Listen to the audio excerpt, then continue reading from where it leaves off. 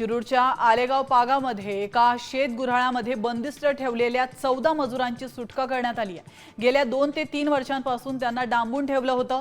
या प्रकरणी शेत मालकावर गुन्हा दाखल करण्यात आला आहे।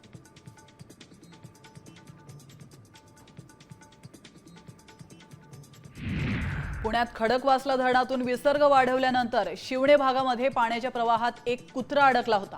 प्रवाहात अडकलेल्या कुत्र्याला वाचवण्यासाठी मोठी धडपड करण्यात आली। काही वेळेनंतर या कुत्र्याला सुरक्षित बाहेर काढण्यात यश आलं।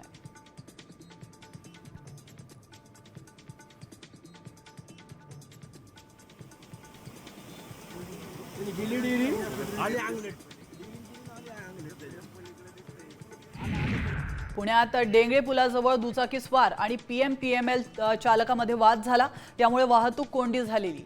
नागरिकांनी मध्यस्थी करत वाद सोडवलाय। वादाचं कारण मात्र समजू शकलेलं नाही।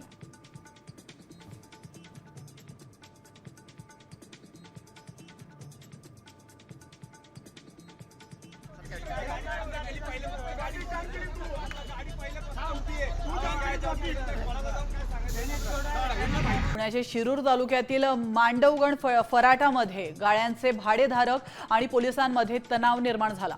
या व्यावसायिक गाळ्यांवर अतिक्रमणाची कारवाई सुरू केल्याने भाडेधारक हे चांगलेच आक्रमक झाले। पुनर्वसन आणि पर्यायी व्यवस्था देण्याची मागणी त्यांनी केली आहे।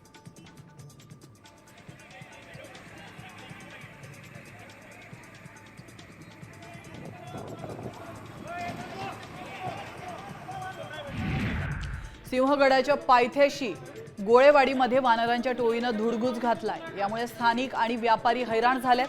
खडकवासला दोंजेमध्ये 10 ते 12 वानरांच्या टोळीनं हैराण केल्यानं त्यांचा तातडीनं बंदोबस्त करावा अशी मागणी वन विभागाकडे करण्यात आली आहे।